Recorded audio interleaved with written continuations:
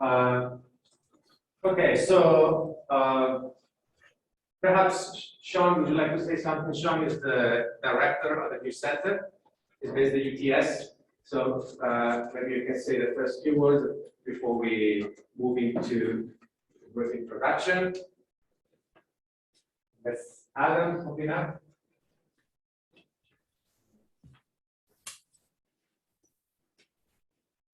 Can you hear me? Yes, can you hear me? There's just a lot of feedback when you're talking. So you have more than one device. I just mute just a second. Also put the volume to mute and yeah, can you hear me? yeah. All right. Thank you, Stefano, and then thank you, everybody. Good morning. This is very great to see all of you, and then very happy to see the face-to-face meeting in Brisbane. I really envy for your face-to-face meeting today. So still, yeah, Sydney is locked down, and also Melbourne is a little bit of a problem, but it's very great to see Brisbane North. It's very active to start our NiCE hub. So this is a great pleasure to be part of the today's kickoff meeting. And thank you, Stefano. Also, thank you everybody, because we have progressing very well because of your strong collaboration and engagement. So I just want to summarize what happened after our successful outcome. So we got a good outcome last July. And then since then, we had discussed with many partner investigators and chief investigators to negotiate our progress, how we can design our contribution for the research activities. Also, we have a little bit of difficulty for this pandemic because of the financial issues. So some of our existing industry partners have withdrawn this project, so that we are now looking for some of the new partners. So we are very happy to attract more stakeholders, such as Southeast Water in Melbourne, also Melbourne Water, and some of the technology company in also Sydney, as well as the Korea and China. So we are attracting more industry partners to collaborate more interesting project for next 5 years. So that's the very good news. Also, next step will be now is also, I didn't mention about Benedict, so University of South Queensland. So Benedict also has attracted the PICOL industry partner for circular economy in anaerobic biosolid recovery system. Also, City Council, she has incorporated together with the industry cash contribution and in-kind. So Benedict in USQ will be also very active to develop our ASC NiCE hub. And for the next step will be Stefano and myself. We will contact you individually to make 2 contracts. One is the umbrella contract. So making sure that your IP and making sure that all the general ASC agreement we need to sign, first step. And then second step will be how to allocate the research funding from industry partners, and then ASC funding and university CI. The project leader should be university staff. So university CI will lead the project together with the industry partner, and then we will support ASC cash funding. So that's the next step. We will sign the individual research project. So you will receive the second agreement very soon. And then as soon as you sign all 2 agreements, so we can start, because this agreement will be individually made, because it's very difficult to all-in-one project agreement. So we want to go for the industry and the university chief investigator. So if they agree, so we can start anytime, maybe end of this year or early next year. But if you little bit delay for your partner organization, so we can possibly start middle of next year. So it's a little bit flexible to start your project based on your urgency or based on your time frame. We can try to follow your project delivery. Also, I assume that most of project, all the agreement will be signed by middle of next year. So we will have official launching in Sydney. Possibly we can invite the AIC executive team, and then we will invite all of you and then have the official kickoff and then launch meeting. But in the meantime, so yeah, feel free. Brisbane Node is one of the very important project in this AIC Hub. So we are very happy to support. So anytime, please contact Stefano and myself. We are very much support your project and then delivery, and then happy to work together for next 5 years. Great to see all of you.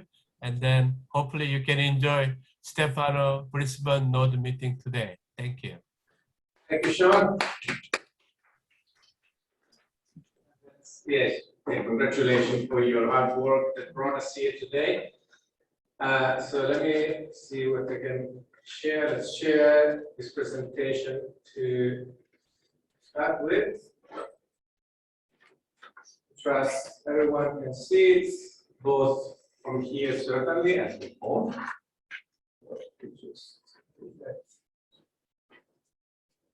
Somehow it's shown still up there. Anyway, doesn't matter. Okay, so let's leave the introductions for a bit later, because otherwise we just keep talking, and we don't get to the point. So we explain a bit about what this is. A lot of you have been involved from the very start or even before. So some of these things are not new, but certainly there's going to be something new for everyone that we're going to talk about today.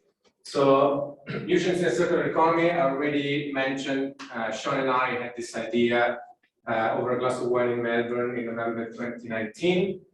And 1 year of hard work, we managed to get funding for NiCE Hub, which is really competitive and hard scheme. So roughly, and there's some error there, but over 2 million cash from the NiCE, over 1.5 million cash from industry, and Sean said, now we're just balancing the losses with the new partners. And also, let's not forget, universities put in over 1 million, mostly in the form of PhD scholarships.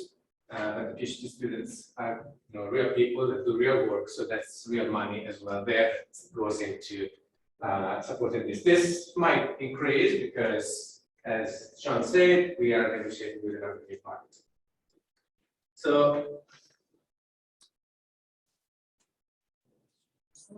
okay, so what's the vision of NiCE?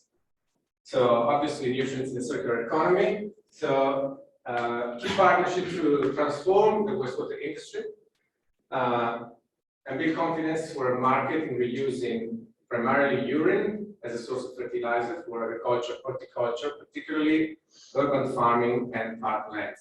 So this is not another little project where we come up with the idea for a technology, we test it in the lab, we do a scaled-up system, we produce 4 papers, and then that's the end of it. We produce the final reports, and then we don't know what to do next. This is actually coming from previous projects, particularly one with urban utilities when I was at UQ, where we did the preliminary and not so preliminary testing, 3 years of testing for one of the 2 technologies. Sean had a similar project down in Sydney. So this is not about demonstrating a new technology, this is about making something new happen. So transforming. This is a transformative scheme. And to enable the transformation, we are not only going to demonstrate technology, but we bring in all the stakeholders so that we have end user involvement. Who's going to use this new fertilizer? We're going to look at the safety of this new fertilizer. We're going to look at what needs to be done to collect the urine. We don't have that here in Australia, so there's a lot of barriers, and we have brought in the right team of academics with regulators that are here in the room to work together on trying to find a way to go through those barriers in an acceptable and safe way. So this is very exciting because it's really beyond what we've ever done before. So this was a list of the original partners. You can see there's quite a few. In this scheme, the industry hubs. No, we have many projects that have got one partner putting in $5 million, and that's it. This is very different. This is a really, truly collaborative integration of a multitude of fields. You can see the construction industry, utilities, fertilizers, end users like Parkland and the City Botanical Gardens, City of Sydney, and also international partners. So we're welcoming new partners. As Sean said, Southeast Water is the only one that we can announce because they have confirmed, but we are talking with at least 3 or 4 more utilities and other tech companies. There's hydrogen coming into the picture and potentially end users, but those talks are a little bit preliminary. So we're very excited to see this expand from where it was just a few months ago. So to make this happen, as we said, we just cannot just focus on technology. And that's why we came up with this. This is the same that Sean has behind him. And it's the grand scheme of NiCE. So NiCE is the core, and we have 4 themes. The 4 themes are arranged around the different aspects that we need to enable. And first, and very important, is urine collection. So how do we safely collect urine without causing a nuisance, without causing plumbing issues, and with user acceptance, because how we get people to be happy with it. So there's projects in there. Urine processing is basically the follow-up of previous projects, including the one with urban utilities. We want to demonstrate further the scalability and the robustness of these processes to real field conditions where you have unpredictable factors. And then linking to optimization of fertilizers. At the moment, we're just producing one thing. It worked, we tested it. Sean tested his on a number of different plants with quite a bit of success, but is it optimized? No. And so we're working with a team of agronomists and soil scientists. Bernadette is here from University of Southern Queensland, but we also have Western Sydney University that are going to do tests down in Sydney. And finally, end users includes councils. We have the City of Sydney involved, BCC here today, so we're hoping that they can get a little bit more of a presence from now on, city parklands, but also going beyond. So we have a small company in Sydney that does all about farming, and that's really where we want to start. So how we can go from just putting fertilizer onto a lawn, onto grow ultimately products that are higher use for society, including food in the long run. So this is the circle, but around it, to enable this, we need to build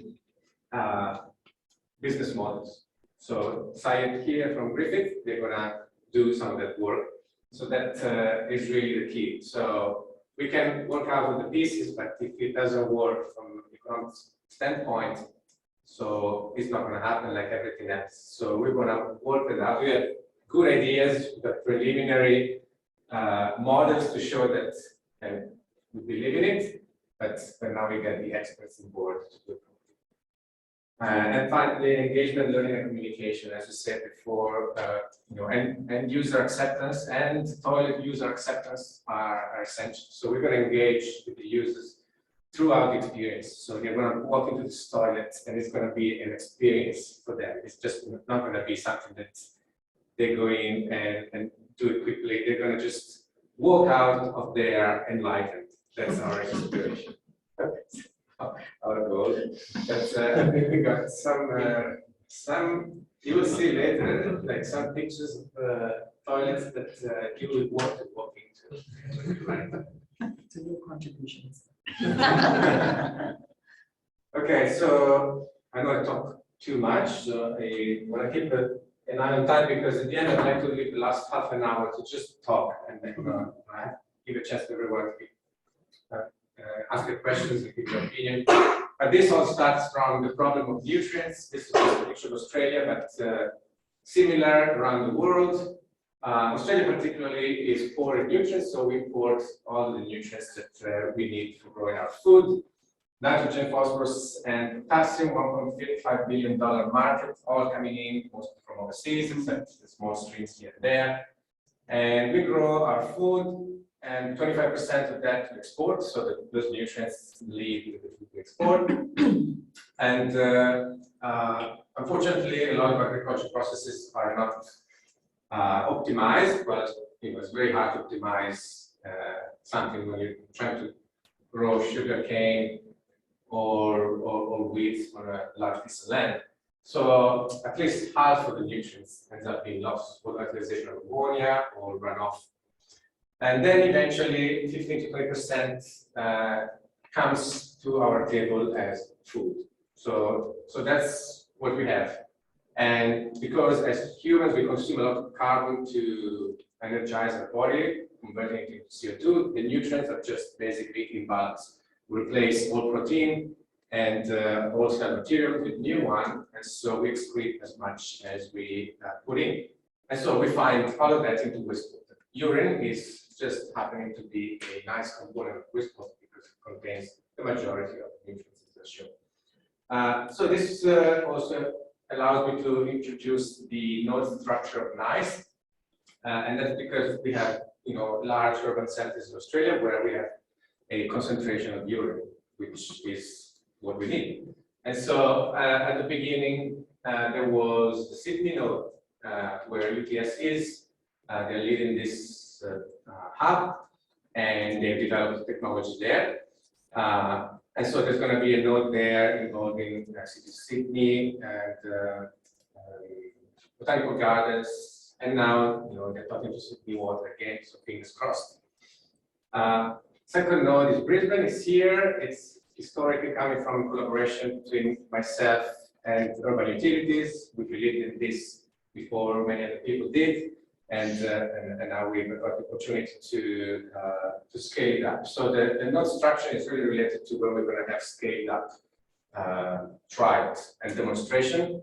Here is going to be at right here somewhere around Street Parkland, and in Sydney it's going to be at the UTS building as well as the botanical gardens, and maybe they also will have a bus. But, yeah. So a lot of options there. And Melbourne actually, because now we're starting to get Southeast Water, and Melbourne Water is talking to us as well. So they're quite interested in it, but at the moment they will just come onto the existing project. But longer term, we're going to have demonstrations there too. Melbourne University, where I work, they're going to build a new campus. It's going to be up in 2025, and I already talked them into introducing an entirely urine diverted building. So that's going to be the first one in Victoria, and it's going to be a fantastic place because they're also going to have a wastewater treatment plant on site, so that we can immediately switch on and off the urine and see what happens. But that's just in 2025. So quite a bit of excitement there, although a little bit delayed. So why urine? Everybody knows that if you pee on the lemon tree, they grow better, and that's because they contain urine contains the nutrients that are needed for growth plants. So the majority of the nitrogen, which is what you need, is in the form of urea, because we excrete our nitrogen as urea because it's not toxic to us. But then there's proportionally phosphorus, potassium, and other nutrients, and also non-nutrients like sodium. So it's still 95% water, so it's still quite dilute, but it's much better than the rest of the sewer system. The big picture, which is shown in this slide, is so far what we've been doing is linearly produce and use nutrients. So we fix nitrogen from the air using natural gas that uses 2% global greenhouse. It's responsible for 2% of global greenhouse emissions. That's equivalent to the whole aviation industry combined. Then we just use it to grow crop, we lose some of it, we eat it, we excrete it, and so it's either destroyed to go back to nitrogen gas using more energy, or it's dishing out into the environment where it causes eutrophication and other problems. For phosphorus, even worse, we have limited resources. Some experts say that we'll run out in 100 years of the easy to harvest one, and also geopolitically sensitive because it's located mostly in 2 or 3 countries, including Morocco, Western Sahara, and China, United States, but the majority is there. So it makes sense, particularly for a country that doesn't have any nutrients in their soil, to try and close that loop. It's like global greenhouse gas. You know, the Australian contribution. Well, because we're a small country to be small, but so we export 25% of the nutrients that we bring in. So actually half of the food we produce we export, but that's only 50%. So if we're 25 million people, we export food for 25 million people, so we still count the peanuts in the global picture. But we know we need to move to net zero, right? So not much point you put solar panels on every roof if you're still, growing food using this really energy intensive and high carbon footprint method. So, and this, thanks Sean, I took this slide from him. So this is now to show urine versus the rest of our sewage. So less than 1% is the volume. So we pee about 1 liter a day or more, but we consume 170 liters per person per day. So you can do your math and you see how much urine counts in our sewage stream. But 80% the nitrogen is in urine. 50-65% is of phosphorus in urine, and also micropollutants are antibiotics and so on.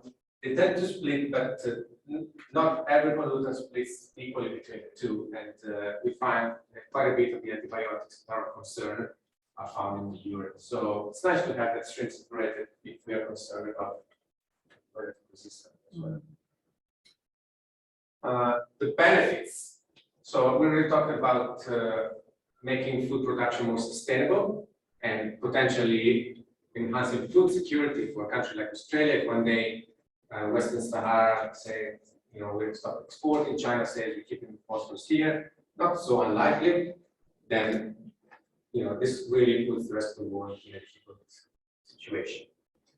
And reduction of energy associated with production of fertilizer, but also nutrient removal from wastewater. We've modeled that. We found that there's some major savings in the energy needed to treat wastewater because nitrogen removal is the biggest power sucker there. And also, especially for a dry country, we go. Someone is saying, like Australia, saving flushing water is also quite attractive, and we don't have to move to everything waterless if that's too difficult. And even if we move to low flushing, the amount of water we save there would be really substantial and really adds up, because 20% of our domestic water consumption is for flushing.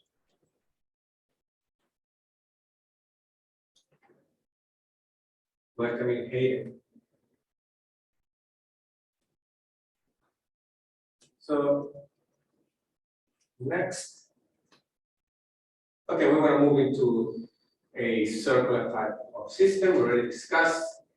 Okay, so what has been done before to give us some confidence? Well, as you said, we tried technologies here in Sydney and here in Sydney, but these are technologies once the urine is being harvested. But in terms of harvesting urine, there's quite a bit of history, particularly in Europe. Sweden has really believed in it for quite a few decades, so there's a lot of practice there, so it does happen. Switzerland, Erwag, next to Zurich, they have 2 buildings entirely source separated, so men and women's toilets completely source separated. They've been doing it for over a decade, and they developed their own technology and their own product that they're now commercializing. It's just too expensive because their technology is still too energy intensive, and that's where we come in with something much better here. And also United States, but if you keep searching, you find case studies here and there. And also, let's not forget that in Queensland, we had the Currumbin Eco Village. Cara is not here yet, but she'll be here in a while, because she had another meeting. She was behind all that.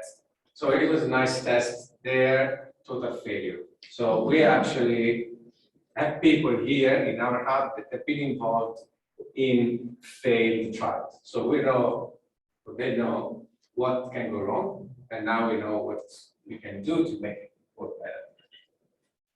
Sydney, where Sean sits, not today because he's working from home, they have all waterless urinals and separate pipes and a tank at the bottom of the building. It's been going for quite a few years, and it needs occasional maintenance, but not too hardcore, so it can be done even here in Australia.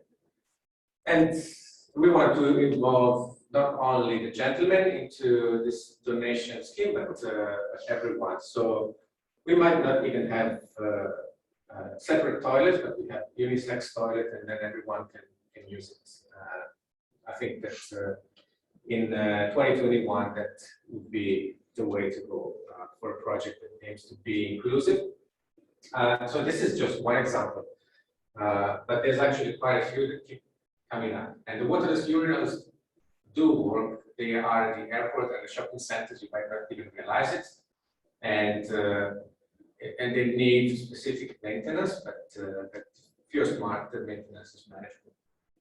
And these ones, this is the latest one where you don't really have to do anything. The first ones, you might have to push a button or sit down, apply pressure to close and open hole. This one is designed so the urine forms a sheet and just escapes through a secret exit, whereas everything else is not. But yeah, so we haven't decided what we're gonna put into our toilet here, but we have a toilet here, we have some in Sydney, later on in Melbourne, so we can try different models.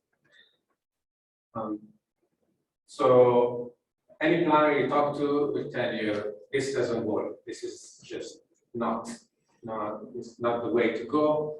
And they're right. If you don't do it right, you'll just scale the pipes. You actually had it at luggage point. We have a toilet block there with the pilot system, and occasionally it just blocked up. And but simply, if you have urine standing somewhere, it will block up. But the trick is how you can make it as vertical as possible, avoiding bends. So it has to really be factored in the design of the building, and that's why the development industry needs to be involved as well. But for these trials, we might just do something like that amount on the right, where then we stay away from any problem with the blocking. Odors are managed. There's a lot of different ways to do it. There's, for example, the one we had at luggage point is 2 hydrophobic sheets that just stick to each other, preventing odor from coming back up. And when you wee on them, they just separate and let the urine flow into the receiving tank. So far we've made liquid fertilizers. So this is what we're gonna start from. And we may, expand and introduce new types of fertilizers, but this is what we'd like to start with, because liquid fertilizers are actually quite a large market in Australia. So starting from 500,000 forecast to go to 700 million. So they're actually more expensive than the solid stuff they use on soil, so MAP and DAP and urea, phosphoric acid, that has very little margin. But if you're using a liquid fertilizer, normally they're used within the cities, in parks, gardens, or by private individuals, and therefore there's a markup there, where per kilogram of nitrogen they sell easily at $20 per kilo, and at that entry level, it would be easy to build something that works from a business point of view. And also there's news that say urban farming is the future. Well, we want to move towards there, just avoid the long transports of food across hundreds of kilometers by truck or even by ship or airplane, just making local what you can make local. So certainly, we'll start from green walls and gardens, but then you can make vegetables and fruits easily locally. Other things are harder to make locally because they need a lot of land. But there's a lot that can be done. So bringing everything in close to the city will actually change completely the way of living, so transformative in multiple ways.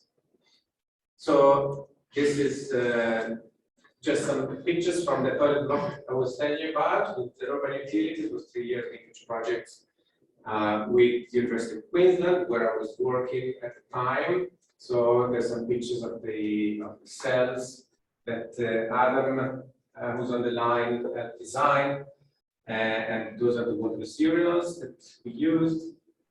And yeah, when you start to do these things, you get media attract attention very quickly. And I'm getting now in Melbourne just by announcing that we got this new hub.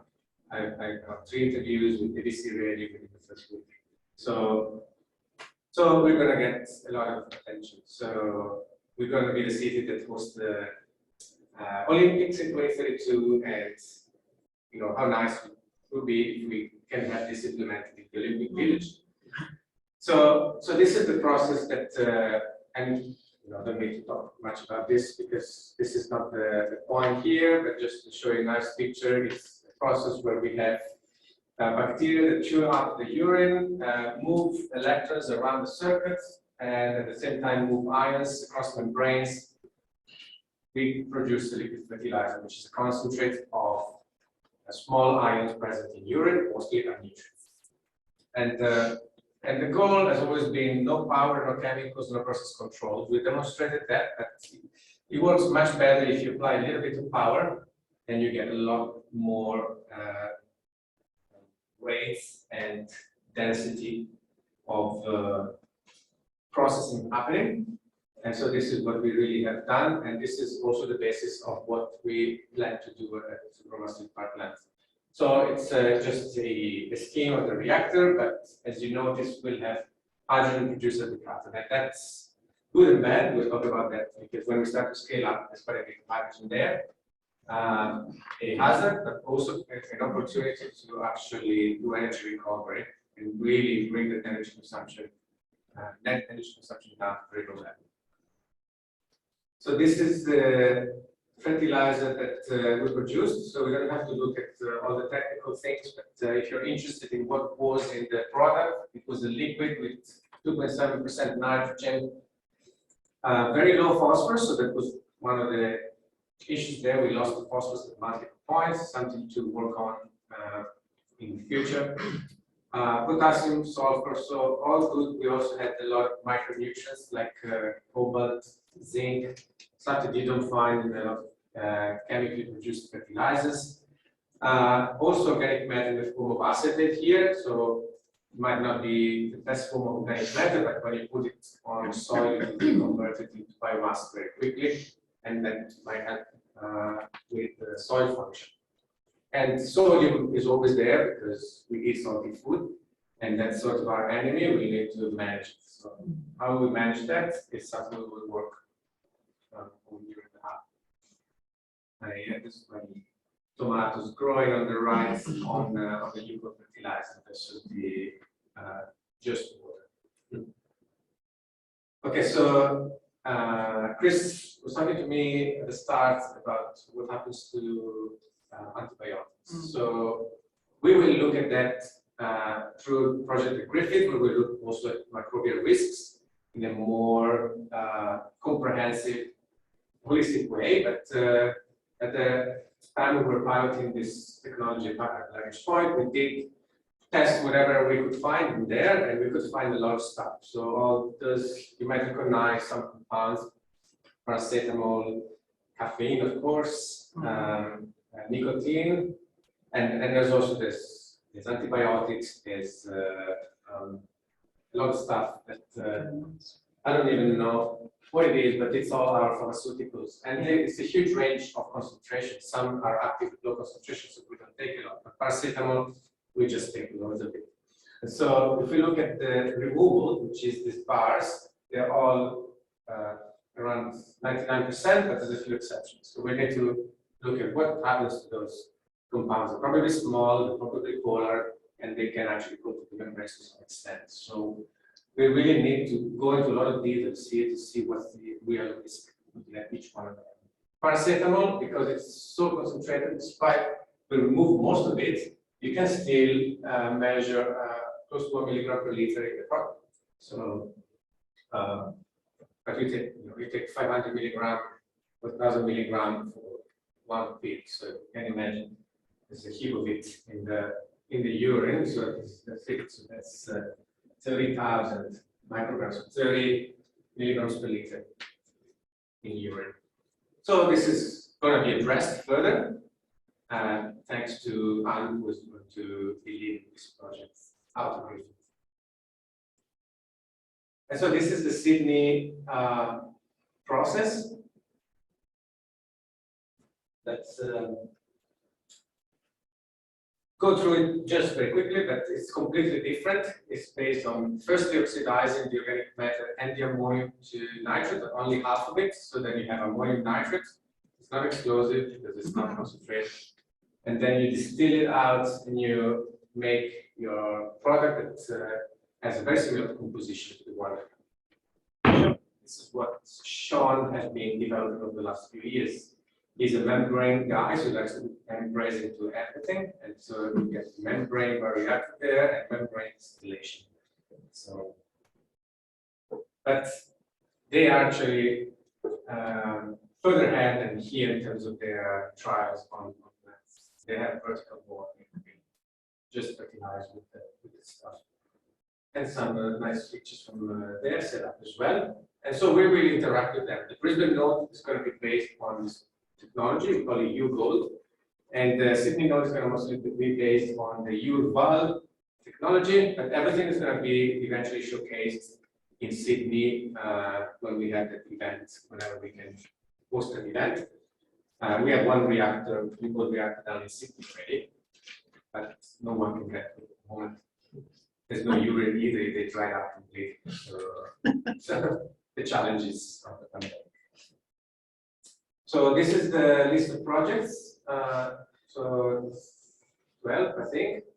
And you all have received the proposals. If you haven't, just let me know and we'll send you the full proposal.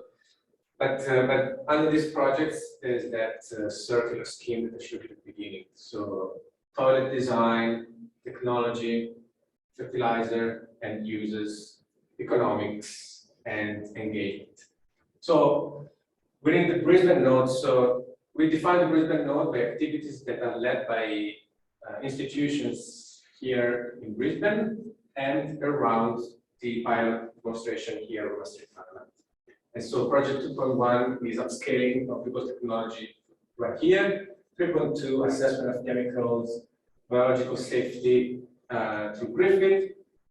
Project 4.3 is through USQ, evaluation and demonstration of these fertilizers in field trials, and O1, or overall one, whole systems economics, which is really quite an important one. The engagement will be run out of Sydney, but we will be included here as well. So this is the picture of projects that will be happening. They don't all have the same costs. You can imagine the pilot's going to be more costly than many others. Let's keep this one. It's just like more words for what I just said. And then we get to tell you something about the U-Gold pilot. So I soon will call upon Adam because we have co-designed this together. Adam is at AJJA Technology based in Lismore. It's a startup. But Adam is really cunning on electrochemistry and really can help see things that academics don't see. So coupling an academic with a a really wise industry experts can lead us to some very good technology. So this is just my sketch, but this is going to happen here. We're going to have toilets right under this tank, all the urine long enough that it hydrolyzes, so urea becomes ammonia and scale drops to the bottom of the tank. We don't want to deal with that. And we pump it into 3 stacks. Each stack might, I forgot the number of cells, it might be 10 in each one of them, but each one is designed for 100 liters a day of urine. And they will be recirculated without pumps and will be run by a power supply, which on average will consume half a kilowatt. So at capacity, 300 liters per day of urine is what we have promised in the proposal. But as you noticed, we might not actually be able to do that. So we pull the nutrients out that flow out on their own into fertilizer stream. If we run a capacity 30 liters per day, that will go to Bernadette, into Wombat, to Big Trial, to and at Griffiths to do some testing, but we might actually want more. So City Parkland might want to trial some right here. And that's why we need to consider what are the regulatory constraints on this.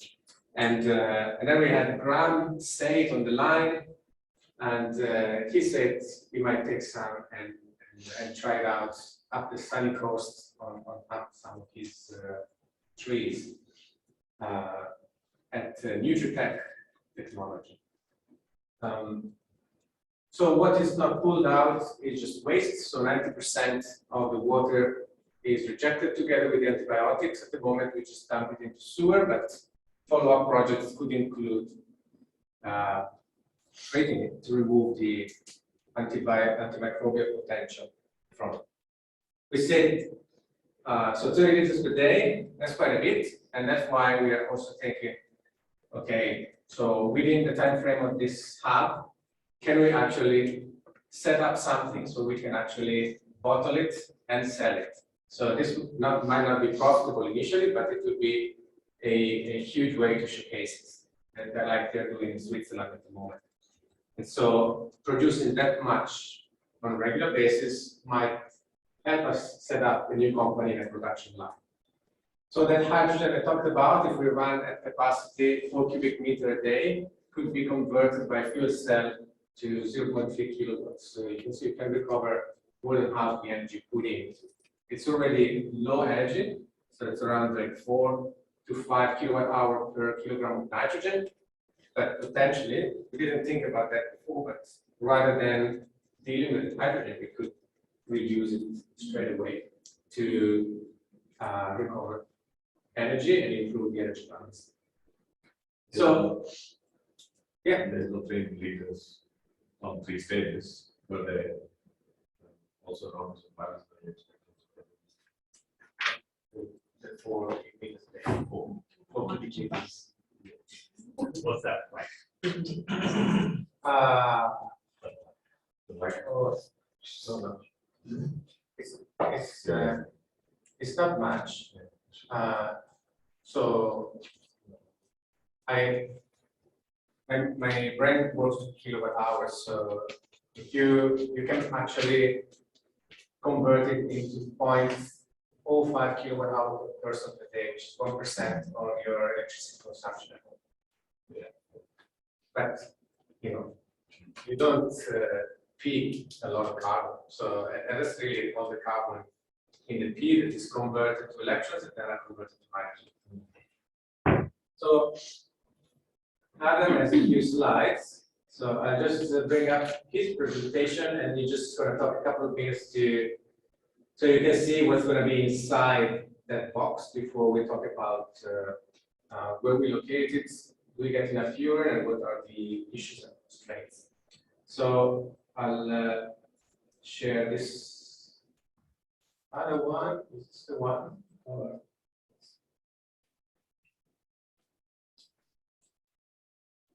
It's the same one.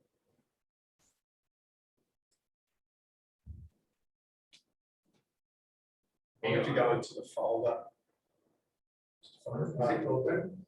no, Adam, it's like on the phone. Adam, are you here? Yep, got you. Got you loud and clear.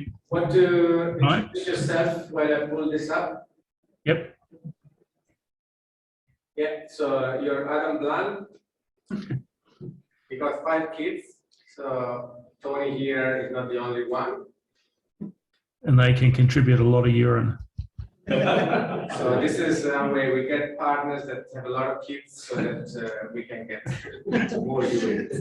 It's called benchmarking. Okay, so, all right. Is in Lisbon. So did you get out of lockdown or still? We're still in lockdown. Well, stay-at-home orders, I think they call them in New South Wales, and stay out of Queensland orders from Queensland. Hopefully that'll change soon, and it'll change eventually. So I'm looking forward to getting back up there. Have you got the presentation up, Stefano? Yes, when you tell me next, I'll just. Okay. Could I get you to share the screen? So you've got it up, you're going to share.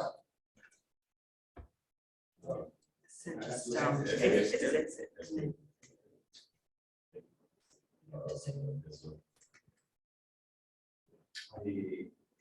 I know how to do this stuff. It's just that we have a 1-month-old at home, so I didn't sleep that much. So, I share this today.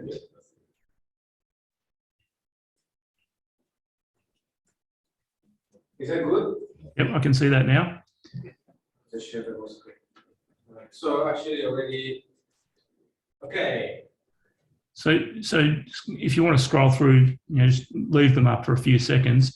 I'll give you a brief background on AJJA. We started several years ago after I'd left another startup, and we've been working on aspects of electrochemistry for nearly 20 years now, working and over that time looking at sugar electrochemistry and electrodialysis, acid mine drainage and environmental applications.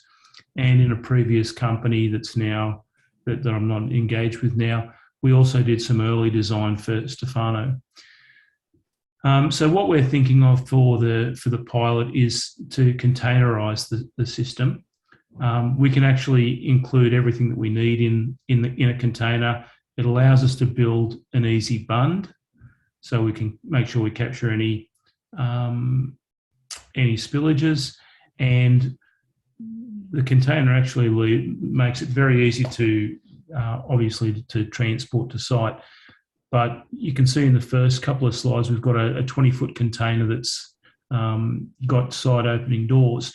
We can actually provide, it's relatively simple to wall some of that off with Perspex and provide a very easy way to show it off, as well as provide convenient access for operators, people that need to do any maintenance or use the system in that way. So we can build enclosed, and when I say build, this is one that we actually have ready, and I have earmarked for this project. We've installed a control system, lighting, full distribution of electricity.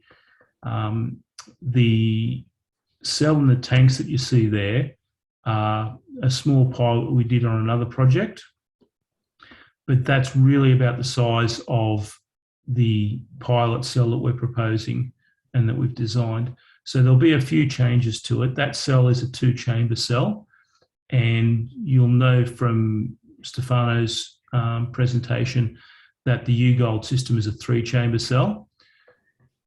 That design works nicely for a single cell, but if we want to increase the number of cells in a stack, we need to add an extra 2 holes into the system. So you can see an inlet and an outlet on that system.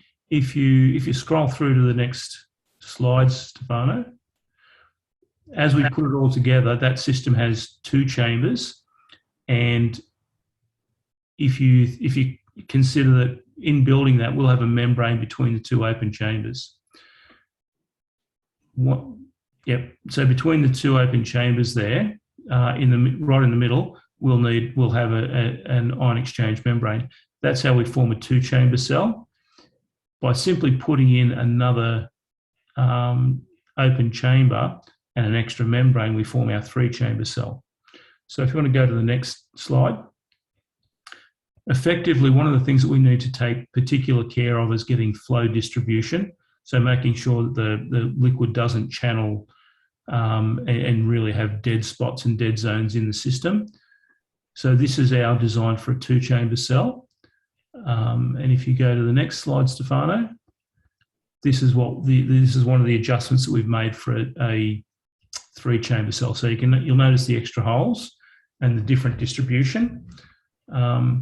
We will have the cell designed with different depth in the chambers. So I think the next slide has a great slide. Yeah, you can see as Stefano changes back and forward rapidly, you can see the change in depth. We can adjust that as we need to, and we adjust where the flow distribution enters. And that in that way we manage a couple of things. We manage the bowing of the membranes. We manage the ability of a membrane system to handle a small level of solid material. So basically suspended solids, which we expect to have biological or entrained. And the conventional wisdom is that when you play with electrochemistry and ion exchange membranes, you really need to avoid any particulates in the system. It's not, and that is true of many systems. But if we structure this correctly and incorporate these wider cell designs, we can actually accommodate quite a lot of suspended solids, and it doesn't really impact so much on the performance of the system. So in saying that, the idea of this presentation is really just to give you an idea of what the system could look like and the general principle of design for the pilot cell itself. The final slide is actually an operational pilot at an AMD site, which we've actually made that compact because we needed to, but that has 3 pumps in there. You can see 2 clearly, the other one's at the back. It has a control system, power supply. We're actually venting gases out of the system. And that'll be one of the things that we will need to consider carefully, because the moment we have hydrogen, most occupational health and safety legislation doesn't differentiate between a small amount and an industrial amount of hydrogen. So we actually we'll have to navigate the industrial and safety legislation for production of hydrogen and make a case that we can do this safely, because hydrogen's is only ever seen by regulators as an explosion hazard. But effectively doing it in a pilot, we can manage all of this. We can vent gases, we can separate gases, we can manage solutions pretty carefully. Does that cover what you need, Stefano? Thanks, Alan. For this stage, really quite a bit. So just a couple of points that probably need to be discussed rather urgently. First thing is the aesthetic. So Parkland has indicated that container on a beautiful park doesn't look appealing in any form. So how easy is it to just mount it inside a beautiful looking shed instead? Sorry, could you say that again, Stefano? Rather than a container, can we actually put it into a shed that harmoniously blends into the surroundings? Camouflage. It's actually very easy. So if you scroll back to slide 3,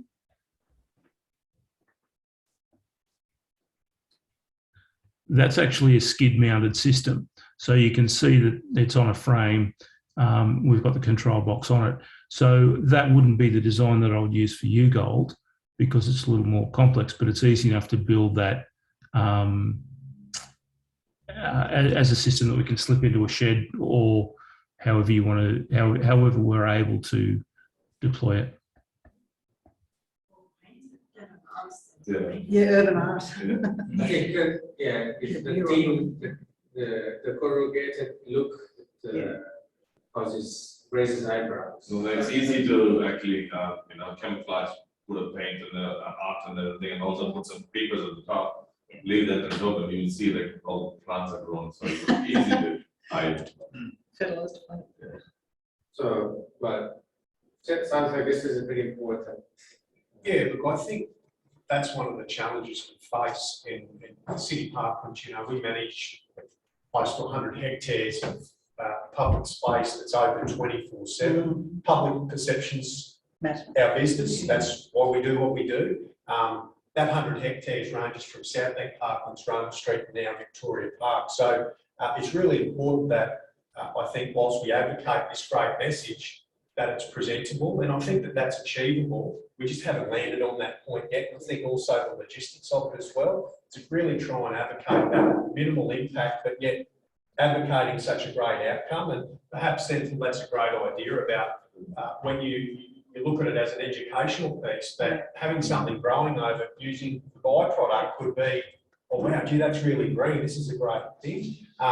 And that's something as well that we need to look at, is the logistics in actually capturing 300 litres a day is somewhat problematic. And some of the early tests that we've done was just with simple door counters to see how often people are going in and out. And at the moment, those numbers don't stack up. So do we need to consider, the flexibility of having during an event mode or an event where we get larger visitation, how do we put something in there that isn't standing out but still tells a story, and we also market this particular project, but then perhaps we've then got to transfer it back to a processing plant such as this, and they're the challenges that we're looking at the moment. So I know that COVID has put a lot of actual pause on all the systems. What I was also thinking is there's a lot of events coming in. Every event has Portalo. The Portalo itself should be a system where it's a sustainable comedy. I mean, this is across Australia, I'm talking about, like Courts Hire, or someone who's actually doing the Portalo itself. That'd be a good industry. That will be the best harvesting module you can get. Yeah. It was interesting, that one of the images that got sent back to me was the pods in the Netherlands, which has just been open. And that was something that was mentioned and said, oh, this would be great for, an event. Okay, and so I think there's traction there. It's just really bedding down what is a good solution to capture and manage this logistically that doesn't become a burden on cost on the project. And socially acceptable. Because it's going to be confused with, some of those composting toilets that smell, and so you don't want it to look like those. You want it to. Yeah, we'll get to the look of the toilet in one of the next slides. I'll touch on to also those counters so that I give an estimate of where we are in terms of how much urine we can get and where we want to be. We're not there, so what are we going to do? But so is it the design of both the toilet block and the processing plant, or is it just the processing plant? So this is a processing plant. So it's really governed by the location of both products. There needs to be a story that ties the two together. But when we first started discussing this, we hadn't actually signed up to manage the Victoria Park activation. Now that we've got that, that's obviously raised some additional opportunities to go. We've got 60 hectares of open space that's got a myriad of activation options that are coming. I'm sure that there's going to be discussions around the Olympics and what happens there. So that's offered the project some flexibility. So what can we do to design that into this redevelopment of this particular area? But at the same time, what can we do as a temporary solution that we could potentially look at other events at Rome Street or even South Bank? Without having lots of pipes with elbows. Yeah. Look, people will generally, the general public, they'll send a complaint if the grass isn't green enough. So you can imagine if something it's like, hang on, what is this? We come to the park to enjoy this beautiful green space, and I've got a donga that's got a sump on it, on the middle of Celebration Lawn. The key is to make it better looking than the toilets that are already in. So people can live with the toilets that are here. High tech. Yeah. So, all right. So on that point, Stefano, I think what's really important is actually the adoption and the feedback. So the education piece is really vital.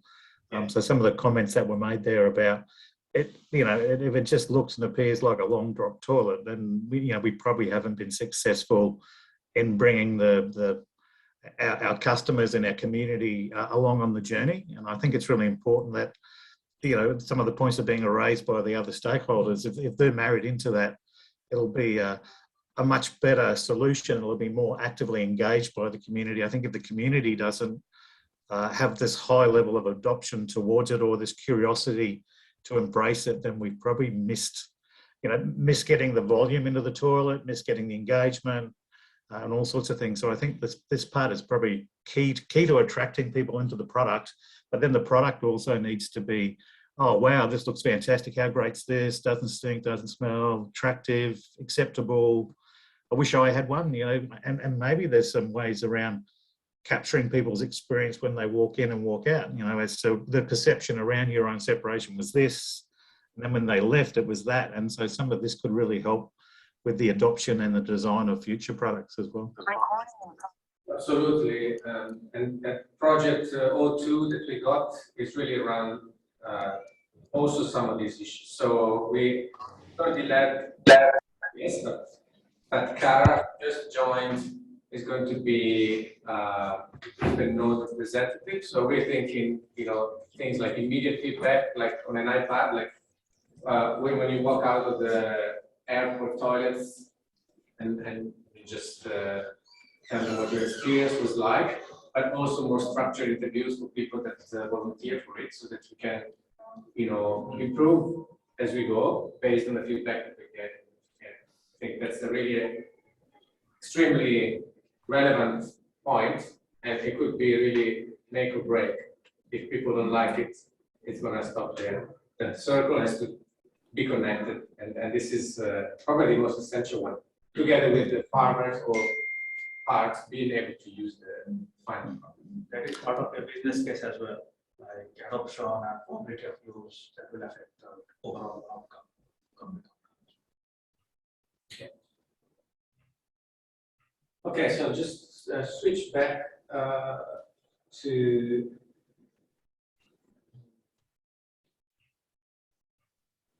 I think the perspex idea is really good too, so see what's going on. The messaging is a great piece. I think sustainability is something that's more and more accepted, and people will generally make a choice based on if it's sustainable and what the impacts are. I agree. I think that's great.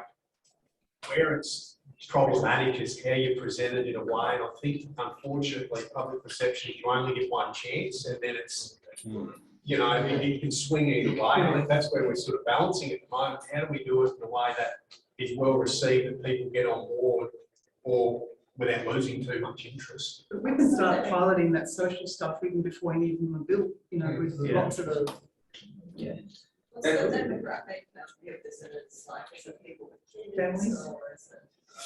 Look, yeah, I couldn't give you exact numbers, but look, for those that have been through the various parts on the weekend, it ranges, from Monday through to Sunday.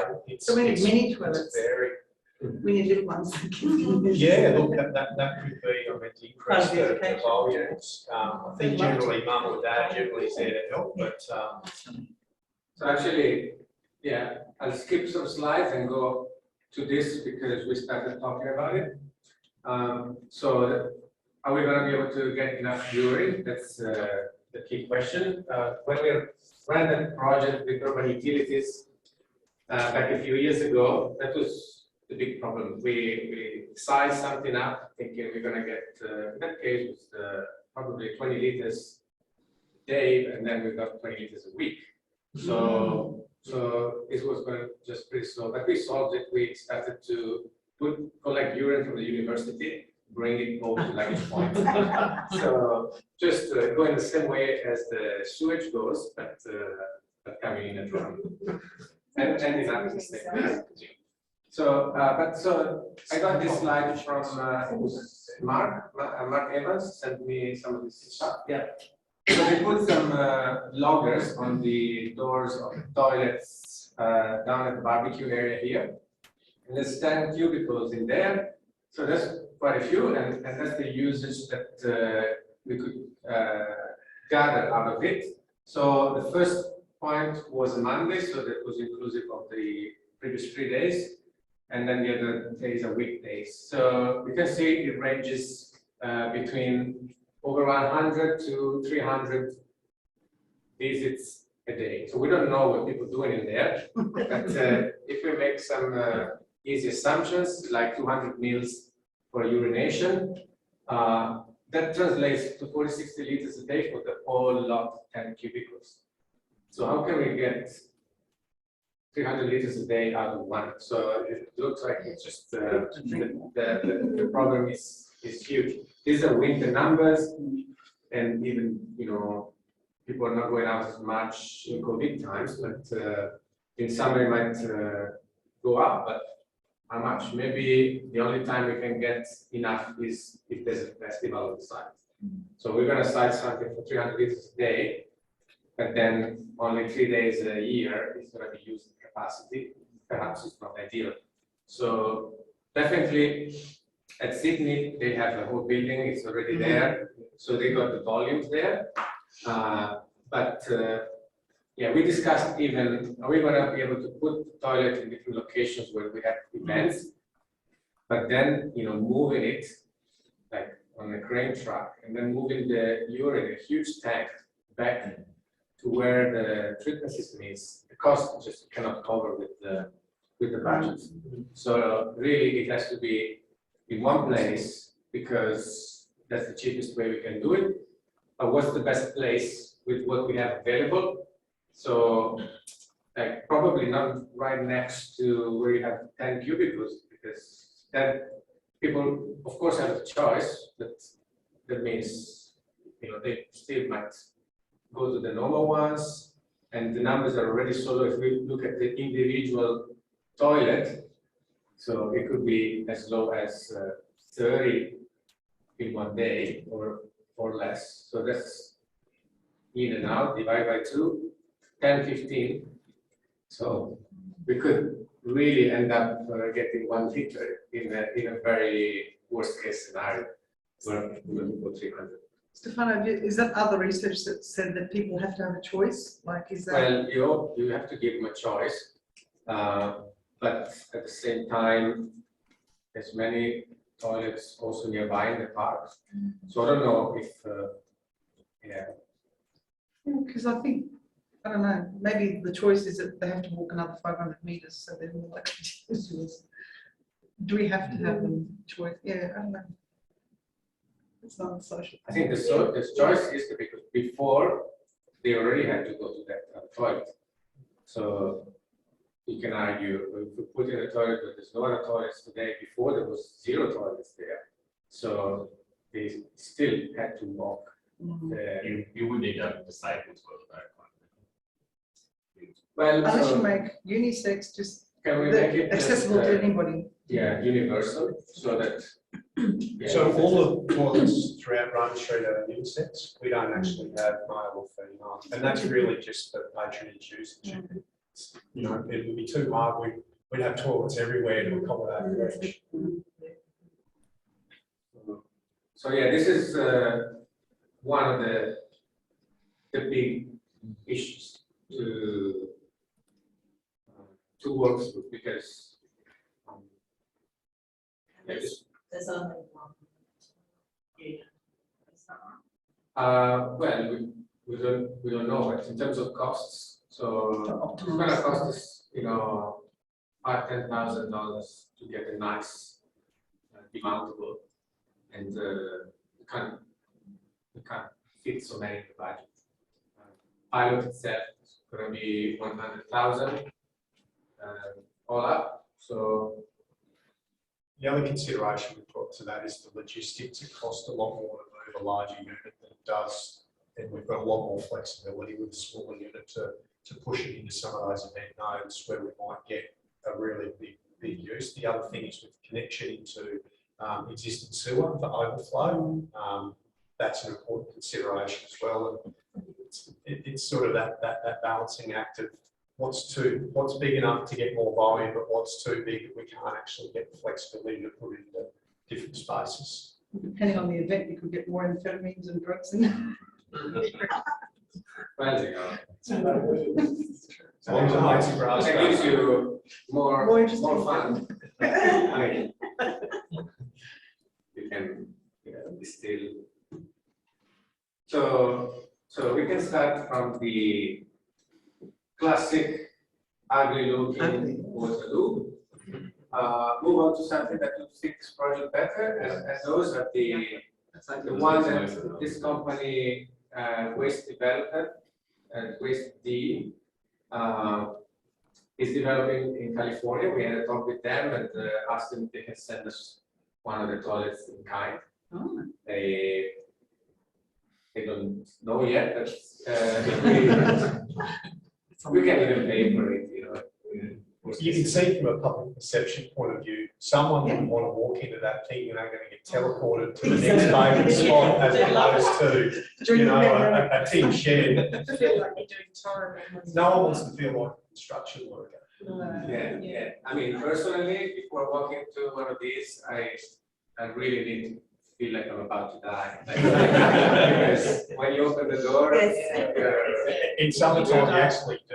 You can have one-way mirrors, maybe you have that feeling of looking at the door and seeing. A bit of a construction, but so that's not the I think too, the modern look gives it that futuristic feel, and this is like a Cleaner, safer. that's kind of transformative things. Mm. Sort of speaks to that. yeah, and then like had streaming videos of the whole project, what it's about, and what they're doing, like live cam on the field trials into Womba, but also like locally, perhaps right next to it, have a contained little garden Yes. that showcases. This is the output that Yeah, they are contributing. yeah. You don't want it to feel claustrophobic, so you could have it so that it's one-way mirror, they can see out. But no one can see out. They work in the garden. They don't have to stay there too long. That's true. We need to Yeah. Definitely, we can talk about industrial design kind of student programs. Yeah. At one of the universities. Exactly, competition, make a competition. Yeah. We also talked about embedding the treatment system in the toilet as one product. These waste D guys are quite interested in that. But that would be interesting, but then we just, well, we are confined to this small amount of urine. If we want to capture 100 liters a day, then we need out of a stack, which doesn't really fit in there. So if it's a toilet that is used by a small number of people, family, then that design will be quite interesting. But here, we're after some volumes that enable the research we need to do. So if it's too small, then we're going to be fighting for that speed of urine that started it. But it can be on a slope so that you can walk straight into it, that you can sort of access the container from the back on a slope, so it's not as, you don't have to have those ugly containers, the collection containers. Collections, yeah. The Yeah, problem is, slopey, you've got slopey there. if you have a large enough pipe that is, Vertical? well, if it's vertical, you have no problem. If it's a slope without horizontal bits, it will build up a bit, but before it blocks, it will be a long time, especially if it's used regularly, and especially if the pipe material is really hydrophobic. So, I think if I get what you're talking about is Aesthetics. If you have the toilet and people walk in, but at the back of the tank, It's accessible to the truck, to So- remove the. a difference in the gradient of the land. So the Oh, yeah. containers here and the toilets here. and that would really be dependent on the availability of a site like that, where we would need like a vertical step and put the toilet on top of it. Yeah. There's a lot of slope in the Yeah. park. That's There is a lot of it that isn't DDA compliant because of the gradient. That's the other challenge you've got when you start to look in areas that aren't flat. But yeah, so this is something we haven't solved yet. So we keep looking at the loggers still on. Yeah, so we can see if summer looks a little bit better. I mean, if we can get much larger number in summer, that would be actually quite good. Then we can really test the system over spectrum of usages. So high use, low use, hot and cold, outputs and all that.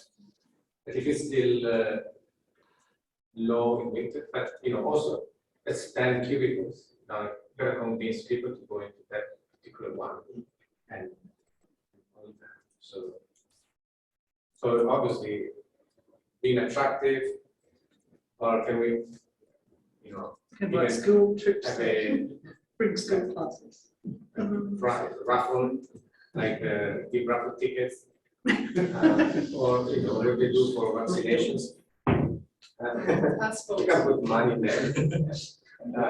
So if you got any ideas, just click them through because we kind of need to brainstorm for this. In Europe, where you get it to offer a free one because they pay €1 to go. Exactly. Yeah. Said that ever. I know where we're going now. But looking at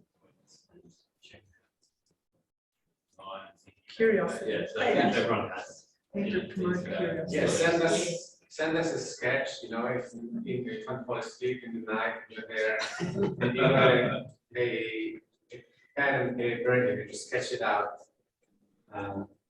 So we need to make it super attractive based on these numbers, so we can collect them.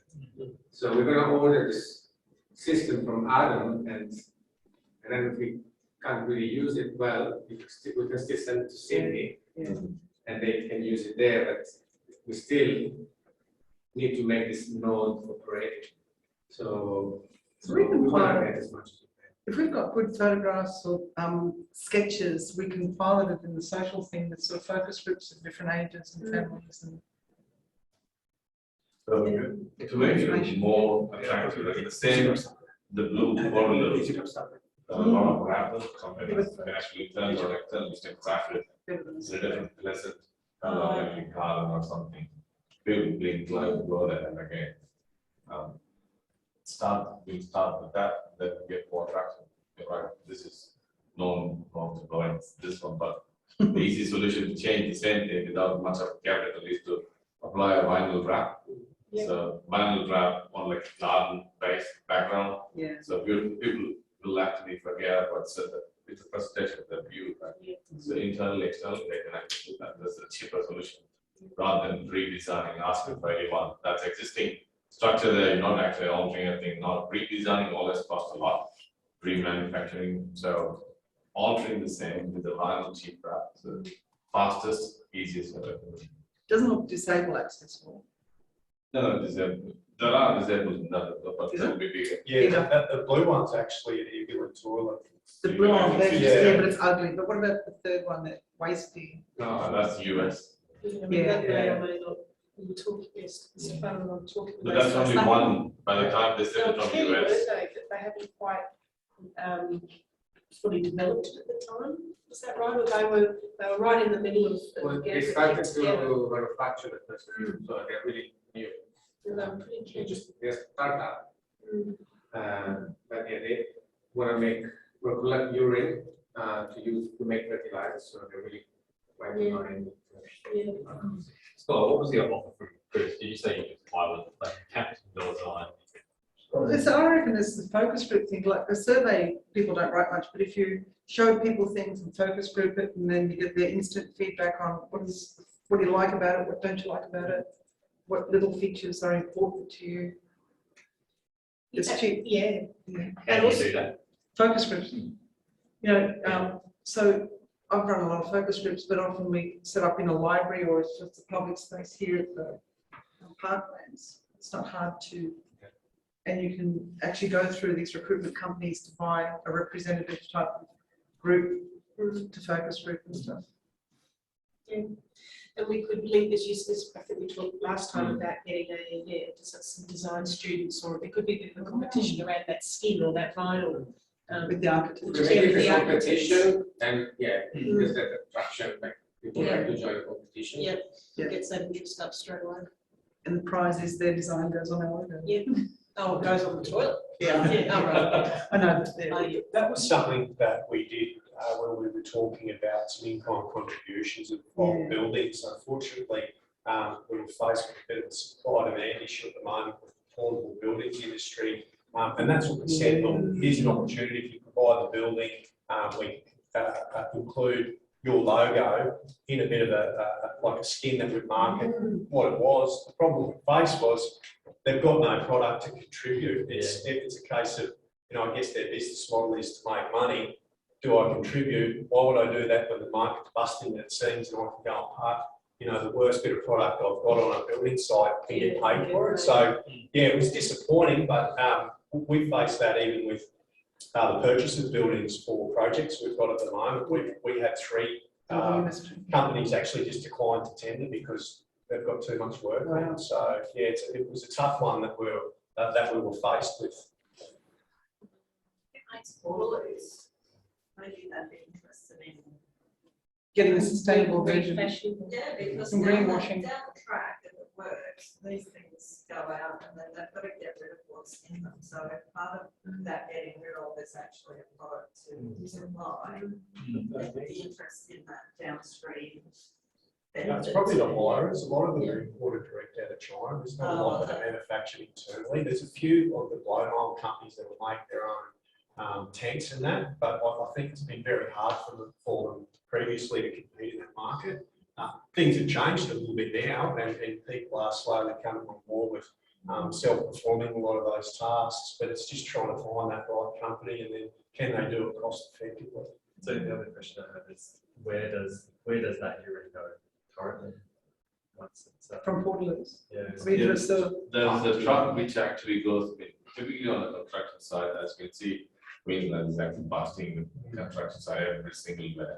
So wherever there's a construction site, it's a regulatory hub that you need to have it for look, but there is a collection tanker which goes in every week. It depends on the how many people work in the construction site.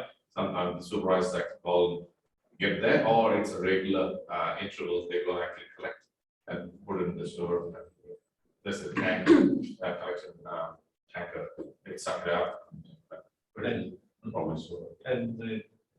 I assume that they're adding chemicals in that to it to reduce the No. Some of the sumps like that one there, that's not a chemical base because they feed it into live sewer, so if the overflow and they'll pump it out.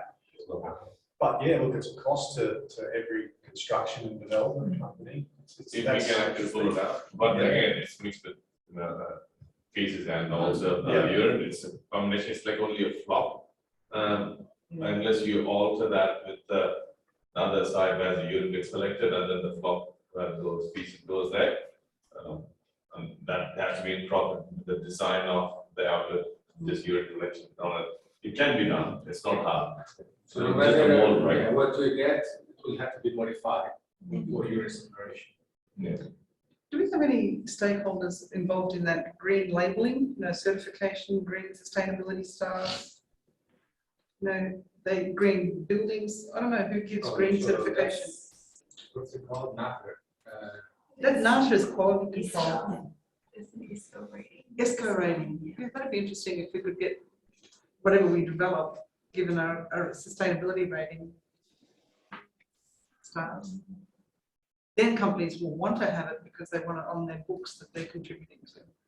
I think if you can pitch this to an organisation, particularly construction and development companies, to say the moment you pay to get rid of your waste, we'll offset that cost by X amount. And give you stars. Exactly right. They'll jump at the opportunity. And Brisbane City Council, with the Olympics coming up, they've got a promise to be the most sustainable games. So I guess with that construction side, that construction market, what you might get at scale, but you're trading off like the community engagement side towards that kind of the demand That could thing. So undermine the whole thing if we don't put enough into the design and they don't accept it. It falls through. You might end up with too much value. We could take it to the Woodford Folk Festival and take Imagine. lots of I think one beer will be. I guess, yeah, if you put it at Woodford, then you run it for 2 weeks, and then you bring the urine back, you can keep going for a while. You've got your COVID test at the RNA if there's some good COVID. So you look at your restrictions, calendar there's throughout the your- year. your theoretical volume in 2 weeks. I'm going to hear this list of festivals in Queensland. I've pulled that out and put it in the spreadsheet actually. Yeah. So, yeah, the challenge is, like, we don't have budget to move it here and The there. logistics of it is very costly. Unless But we if get you- But more if you tapped into stakeholders. that, into that market, then you might, if someone were willing to support it. If they were willing to support, then that is one way that you could get a scale. Yeah. It's not volume. It's a big quarterly. Coats hire and the Canals hire. Those are the people. There are other local companies as well, but I think to capture this, as a trial or a pilot, better to actually incorporate the portal for construction sites and also small site. And the next one, number 2, for events, right? So again, if you can actually incorporate smaller unit tanks within those two, the first two, that will be easier to achieve immediate profit or immediate achievement. That's not going to stop construction. That events is not going to stop. That's across Australia. Every event, Mount Road, showgrounds, you name it, everywhere it's there, right? Tell us one function that again one is not there. Every function that's there. So you need to incorporate a separate urinal collection. That's transportable. So that's very easy. And also the mining companies, they all the mining companies have and must have. I've been in a lot of mining sites. So that's the one, right? They're all actually dongers. Every mining company has that donga. If you come to mining companies, again, that's existing. The urinal is there. All you need to just is divert it into a separate collection. We can do that drug testing for free. Yeah, the mining site will definitely, there's no sub-mining companies around without that. Bigger offices, actual offices have that bigger. And transport main roads, I think, on their construction sites. So that Exactly, bigger construction projects, that's there. Smaller house residential, this product is there. I think as we grow it, a good way to look into, to get started. Yeah, we need that public engagement to. Yeah, because the people who use the ones on mining sites and stuff, they're used to using dollars like that. That's But their we're office. trying to get That's one their office, yeah, we publicly, need yeah, that, so yeah. it's horses for courses. Maybe we develop a different thing for events and mining sites, but one that blends in with the community for the parklands. Yeah. You know, you've got Cross River Rail right next to this. Ah, So if you were actually to talk with them about putting one of those donor blocks in And the there. community- It's already there, you reroute it, that's all. Well, if Separate that from. was on their side, then shifting it from there to your processing plant is a big transport It is, cost. That'll always be the case. So, and that's a government project as well. There's a lot of discussion we need to have with all those stakeholders, I guess. yeah, and have them early on.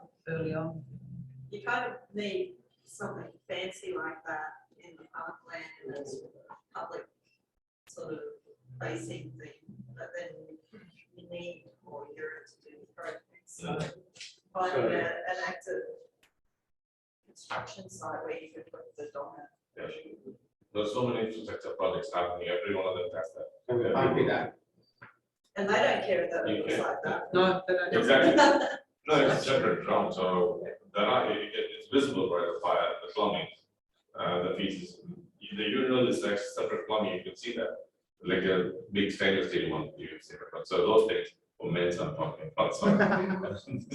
You can actually divert the plumbing with the side drum. I mean, rather than bringing up tank and cover at the bottom all the time, you can have pump in the pipe and just make it run somewhere acceptable. Most of the infrastructure projects or the mining or construction, they will all be accepting your proposal, because that's something good, they want to do something good. Maybe very hardly, very seldom people say, no, I'm not going to be part of that. And the big construction companies like Hutchinson and stuff, Everyone will they say want the yes, green yeah. labelling. We did talk to Lendlease. Hutchis, Yeah, BMD, those guys are very easy to work with this kind of, because they come and actually showcase the projects that are proposed forward. So they'll all be inclined to, okay, that's a good demo because they want to put the banners across as well. So we are doing something. And you're also reaching all the construction workers are being exposed as well. You can put your story in there and tell the stories to all the people who are using it at that side as well. Yeah, it's Just just as another you know, opportunity. 300 liters a day, we're gonna have to actually move it here somehow, and that's a lot of, with a tanker, it's a lot of trips. Yes. That's, If you want 300 liters, you need to be able to collect it and transport it. That should be part of the business case. As a processing, right? But it might be for an industry partner that is their contribution, The quarterly people are going to move it anyway. Yeah. It's got to go somewhere. We want, is it to Yeah. tap into You that run value the chain and risk leverage? of contamination because they also pump out some of the Sewage. chemical Yeah. pollutants, which they've got a chemical in them, so. have to be a dedicated one. So because there's a bit of a mapping exercise really about locations Yeah. and distance and. Optimization, there you go, so you can do a little optimization. What is the minimum volume you would need, like limit of 300? well, we say we could do 100, but Minimum 100. otherwise, it's hard to call it a scale up. Right? Sydney, you want it to be, kind of parallel to Sydney, over there they got a building, so it's easy for them, they get easily 500 liters a day. This is an interesting question, though, with respect for the project as well, right? Whatever we do here needs to be what we can implement in the future. Yeah. So, Sure. With this, we've also seen in the future about buildings that are fit for purpose, like, like your diversion in Brisbane. And it's getting that sort of mindset. it's Right, a bit like a Melbourne new campus. I think, ultimately, if this is going to grow, you're going to have to get a building. Yes. Not just water. I think it's a building thing, because that's what they have. It is, but if you start with the construction industry being projects by supplying it, everyone's going to build it. Yeah, that's a good way of it. Doesn't help, the only company was on board, they pulled out, IT group, NiCE. Construction. probably about contacting. Lendlease got some, they were sitting on the same board who you're doing with the DSD, state development on the biofeatures. So what do they? So Lendlease are working with, or are engaging with the Department of State Development in Queensland. So it's just through the life of it. Lendlease also have a permanent, they've got to do a certificate, but they're also employees of events. So there's some connection. Features. So they've kind of been delving in this world of that environment. Yeah. Do you have a contact? Yeah. We've spoken to Karen Graves previously at Lendlease. She's the National Sustainability Coordinator and Regional Sustainability Manager. We talked around a year and a half ago about durability. I can't really remember how that went up to the work also with Victoria. Yeah. Which is exciting. So we do have a contact with Lendlease, and I think we're probably, now that we've got something a little bit further that we can have a base of discussion.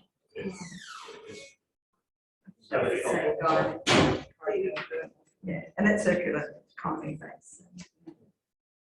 I think if you guys initiate the contact is a little bit more powerful, of course, the hub is funded, so that might not be much to them. But we hoping for you guys initiate contact. And yeah, I think so. Out of this discussion, I think what we can do is put one beautiful toilet and a system here on a permanent basis for the version of the hub, and then just go out and talk to the construction industry, the mining industry, Donation points. and then see if they're interested in contributing not only the urine but also to fund the tanker The transport. that will transport the urine back and forth. So if And then would the treatment facility be here? well, so that's at the moment that's it because Yeah, it could be here, it could be, again, the maintenance facility, we've got at Victoria Park's clean slate. It's actually out of the way Could be of public designed. eye, so there's an opportunity there to look at some different venues. The problem we've got with Roman Street South Bank, as you can see, it's already developed, so Retrofit. other than our maintenance facility over there that's got a PDA on it, and it's temporary in nature, but the construction's high, but it's really trying to make sure that we put it in a spot where we can look at that scalability and volume, particularly with the truck, you know, if you pump a large volume, we want to be able to get it in there and discharge it. But you know that place at South Bank where they have the stormwater, and it's actually a display where they. Rain bin? Yeah. No, I was thinking that is like an educational, environmental education, if you can have like a little amphitheatre like they have. Yeah. And a glass wall and they can see the treatment sort of going on. Yeah, it's definitely an opportunity. I think it's probably then, I think the emissions that the discharge from it as well, it's something. You we've got to can't be mindful smelling. of. Yeah, exactly right. Like something like the building there that's on the sump, and then the court team could manage and service a green wall around the whole thing. That's easily done. Yeah, and the hard thing we've got is we've got to come up with all of the objections of public before we put it in place. We can't put it in as part of our management agreement. Our KPIs are visitation, and if that drops, well then, you know. But also for the project, it'll destabilise it straight away. Yeah. I think perhaps when you think of it, we need to map out stakeholder engagement piece as well, because you might have a beautiful urinal or toilet block here. You have an interactive piece, you have a video of the pilot performing it, and then maybe the pilot is a bit more tucked away, where you're still engaging with stakeholders, like your stakeholders, I suppose, that are managing parks, managing facilities, and still utilize the technology. At that point, if it's separate, then this can be just a display. We don't really even need to collect the urine. Oh. I mean, that wouldn't smell at all. but we will need to find. Yeah. They've got to try it. So, but the majority of the urine will come from somewhere else. I think it's a little bit double pronged. It's your commercial approach and then your public facing approach. And how you balance the two. Is it large volume and turnover and revenue, or is it here's a good news story and it's pleasing to the sustainability? But if you don't have a working prototype, they're not going to believe you that it can be built.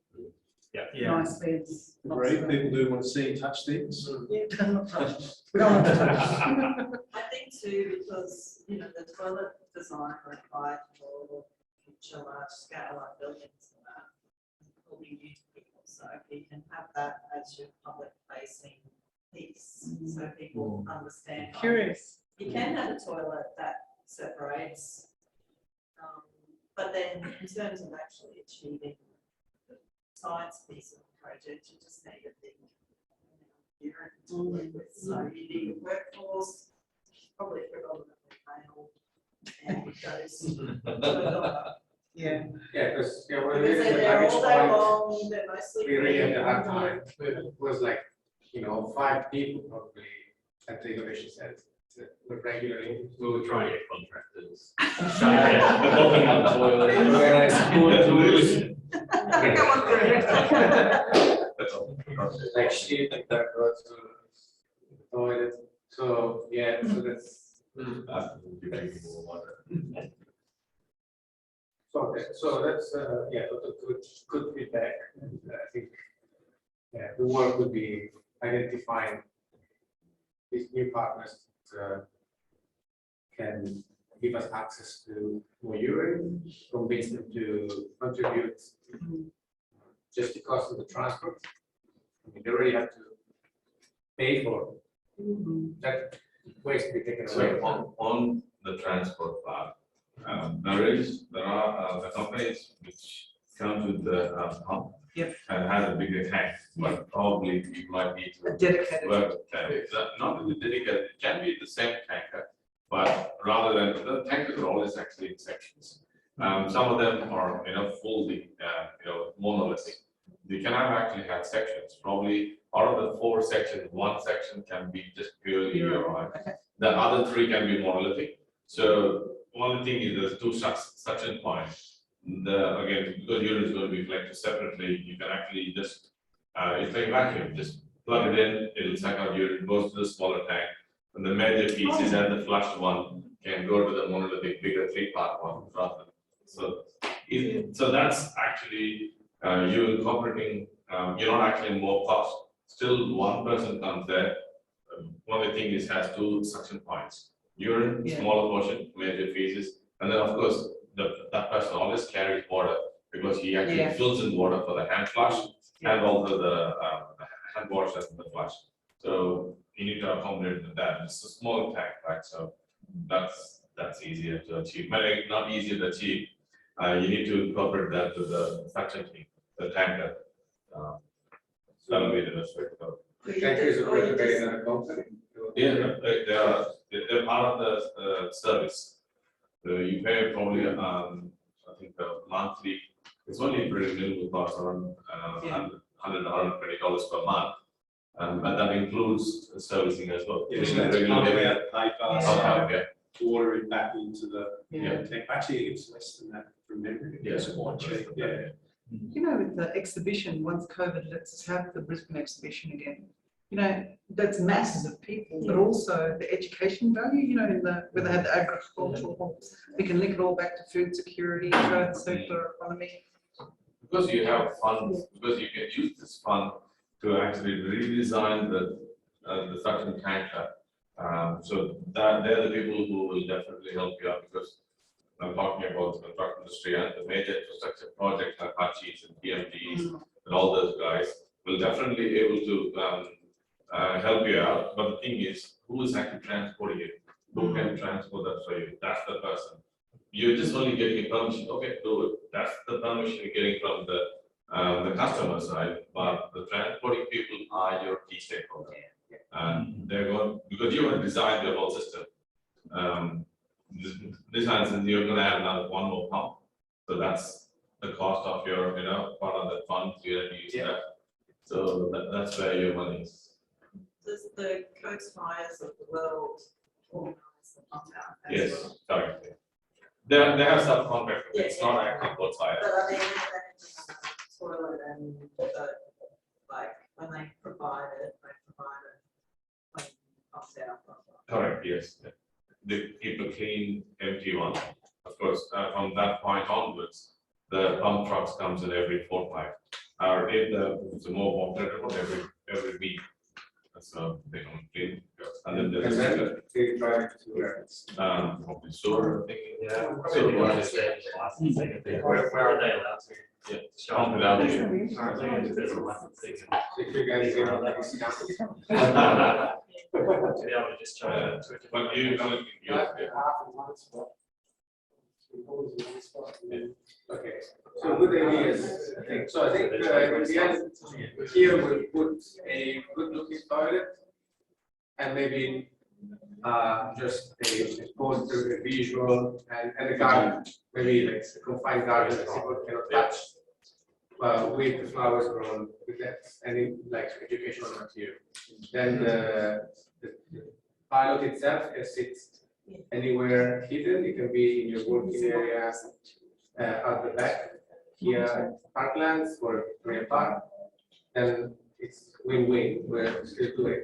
Now the challenge is to actually find these contacts. easier. It's not hard, but there's a phone call with courts. Is there still an opportunity to have, you have school groups coming through and that kind of, like, to still walk them past? So we've actually got an old Queensland carriage sitting in on stilts that we just can't get rid of in that spire, which we've spoken, the maintenance facility, which we've spoken about Look, do we convert that? Because, I mean, it needs some refurbishment, but whether you tidy that up and use that as a bit of a classroom for kids and what we do there is quite sustainable with green waste. We actually take a lot of green waste from South End as well and convert that back into soils and put that back in. So there's a big push on really how we don't market or not sell it, but we don't actually put that out to the general public to say, this is how we keep the park so good. So yeah, look, there's an opportunity down there to convert that old carriage and use that perhaps. At the food eatery area, extracting it at the park. That's what they've done. They've got an old tram or something. They're on another one. What they've refurbished the indoor into a nice modern toilet. Yeah, okay. That's pretty cool. So Yeah, just to add to that, team, I know at the Innovation Centre, the formula we've used is, embracing both past, present and future. And this project certainly has that. The carriage brings that past element into it. And history just sort of is a nice juxtaposition because it shows we've always continually innovated and engaged, and looked to change. And it's always great if you can repurpose some sort of historical artifact and then intertwine that into the story. So I think that's a pretty cool piece you've probably got there that you could probably leverage quite well. We can't give it away, Cole, so it's there for the turkey. It's down at our main maintenance facility where we stockpile all of our green waste. But someone else's trash could be you gold treasure for an education bus. There's some great ideas. So. Okay, so That's good ideas. Yeah. Who's taking notes? well, it's recorded, so we can. I've got it. And so, but really, like when we start with that, I think you say this is I think you volunteer. But otherwise, I think we get a good picture that would be quite acceptable also for your management. Yeah, look, for City Parkland, so we've got a high level of governance, particularly from the design perspective. So anything that gets put forward, we actually have to go through a design review committee before it's approved. That will come back with questions, support, not supported, and we'll have to work through that. Couldn't we meet with them sort of even early to say, well, what sort of things are completely off the table so we get some down? It's subjective because you go into a committee. The first thing they'll say is show me what we've got, rather than this is what we don't want. Right. The treatment, to put it out the back, then it can be coming in a container. If you could keep it. If it's, look, in our maintenance facility, and then if you went there now, and then, it's like, it's not public facing, that's No, for if sure. you have a spill, okay, you deal with it, but it's not an emergency because you've got public ground. I think that we can work with that. Yeah. And the toilet is the real. You've got the opportunity to bring heavy vehicles into that facility as well. So going from scalability size, you can put a 20-ton truck through the tanker down to a small vehicle. So I think we're onto something. Yeah. So that's. So we didn't talk about permits, but based on what you heard, we need to get the permit before we get started. And what do we need a permit for? So transporting urine, the urine would be a regulated waste. And you require, like any of the companies that we're talking about have the permits. So you'd be using that, but if it was for some reason not that situation, and you'd be wanting to just transport it as part of the project, then under 250 kilograms, if it's not commercial purposes, then you can transport. But 250 kilos, but that's 250 liters. Yeah. That's what we want every day. Yeah. If we don't want to transport every day, then we need to. Yeah. So, But if you go to a third party, they would have the permit. So someone like Cleanaway or Top Street, you're not bringing you're not putting it in your car. Chucking it on the roofs. I was hoping you weren't going to ask me if I only Right. So, okay, so we just have to get some direction But first we see, if we find the right people, then we Yeah. solve. I don't see it as a big challenge. It's easily achievable. It could be achieved. And then for that final fertilizer, so it's just for research, we need, and You we have to produce 200 tons of fertilizer a year, if you're actually going to trigger a requirement from 200 tons, No, like, yeah. 200 tons a year. across the country. Coming range. And that's all nitrogen-based fertilizer, or is that So, what the liquid fertilizer? because with liquid fertilizer, you can have like a tiny bit of nutrients and water, but so the tons are based on Bit of concentration level as well. Yeah. Given it nitrogen, and that's only 5% as opposed to your general, which would be hazardous on any truck is 20. Yeah, in a granular form. And then waste code though be as well, because the same way yeah, you and have the waste- biosolids, you know, biochars and other things. Is under question. It's not the, so there's two things. One is the activity of making fertilizer, fertilizers and environmental quality, and there's thresholds for that. And then the other aspect is actually what you're doing with the product, if it's considered to be a waste, then an waste. And I think if you look into land application as well, but of course, through all the whole process of characterising and then doing the economic potential, looking at how the any contaminants are being either mobilised in the soil or even uptaken by the crop. That's all part of what we're doing in line. Yeah, that's what this is. My end. I just have to check the thresholds for the fertilizer. Yeah, we can look at that. It really depends what we're doing. Yeah. So it'll be that, after you're actually. Yeah. And then the waste portion obviously might go to sewer in the first instance. And it's just the actual. So yeah, if we have full capacity, 30 liters per day, so it's about 10,000. 10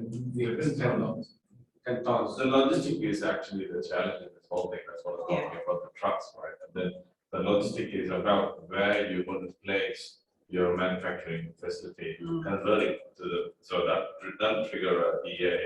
But the thing is, if only you could actually have your, the manufacturing facility close to the point where they're going to discharge. There are other, say 1/4, 3/4, that portion. If it is close to that, then it's all like one facility where they're going to discharge it, and the other side they're going to discharge the urine separately. So you're not actually doing any additional transport. Transport always costs a lot. Plastic is actually a pain. But if only your manufacturing facility is just next to where the discharging the feces facility or the running trucks. So really depends who owns that land. Yeah, correct. Yeah. There's definitely a discharge facility for them. If you get talked to them, they'll definitely tell you that's not a hard thing to find. And just having yours next to that, yours is just a container. They're doing the same treatment. Exactly the same treatment. So I think it is achievable. Okay. Well, your main partner is not other people. Your partner is the guy who transports, right? For now, for getting this into bulk. Before everyone goes, we haven't actually introduced each other. People leaving. have left, Yeah. but We have to around the room. Just name and organization. Yeah. Oh, Senthil Kumar, Urban Utilities, technology, partner. That's the main thing. So I get technology back. Jason Rolla, R&D at Urban Utilities. Matthew Willis, Engineering Resources. Oh. Tony Sutton, I'm the Projects and Assets Manager for City Parks. And Michael Byron, Delivery and Commercialisation Manager, Urban Utilities. Benedict Kay from the Centre for Agriculture Engineering at the University of Queensland. Enrico from Griffith University School of Pharmacy and Medical Sciences. Cara Bill from Griffith University Citizens Research Institute and School of Pharmacy. Greg Jackson, Director of the Water Unit at Queensland Health. Rachel, and I work in climate change and circular economy at NiCE. I'm Brisbane and I work in licensing and approvals principally in this. So you're the one who's giving the EA. That's why I'm regulating. I just wanted the name. Whenever utilities went from Queensland to you. They went, another you. Sorry, you're talking about it. Our You online already talked a lot, but Yeah. you want to introduce yourself? Sorry, yeah, I'm Cole Chapman, Urban Utilities, Innovation Research and Development Manager. Adam already did. I guess. Okay then. G'day, Hayden Woodall. I'm from the Department of Environment and Science. I work alongside Chris, so in the approvals and regulation side. Good, are you there? Because it's also with this in our science, water science division. All right, so thanks, that was a really productive meeting, we got a lot of good ideas, yeah. So what's next? So next, we communicate offline, we have to make decisions on what we put here on the site, what permits we need, and who we contact to try that deal that we feel so confident about. Yeah. So we don't need to all communicate together, but as needed, we will copy. We do. It'd be really handy to have a communication platform where we could just upload ideas. Oh, there was a Teams channel. SharePoint. We A created Teams a Teams channel, but we haven't really used it much. We share it across, we launched our ideas. So we'll, does it work? Because I created it, but there was no external. So I just invited the Teams channel to Brisbane North. So if you do what you want with it. Okay. Yeah. And that's which. Okay, Thank you. Good to meet you. Thank you. Thanks. Thanks for hosting us. Anytime. Right. Anytime. The venue.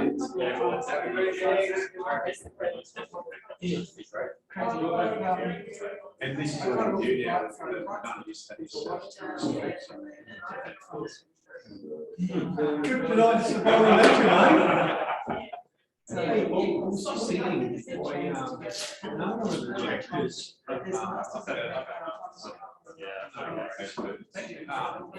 Clean energy findings, and I've also got contact at the receivers to clean one, so.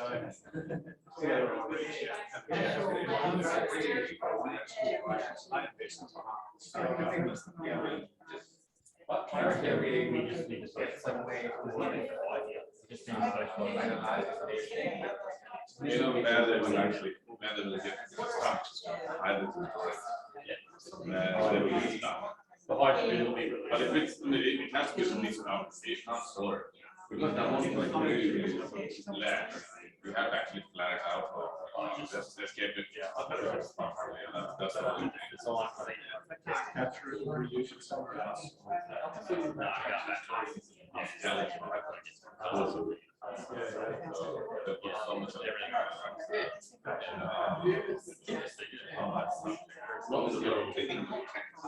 Very good. And the pipeline. Yeah, so we've actually designed it.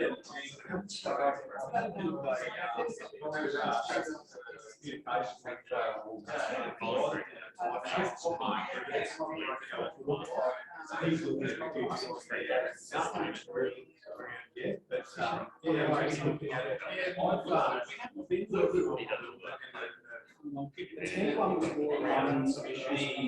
working on the structural inspections.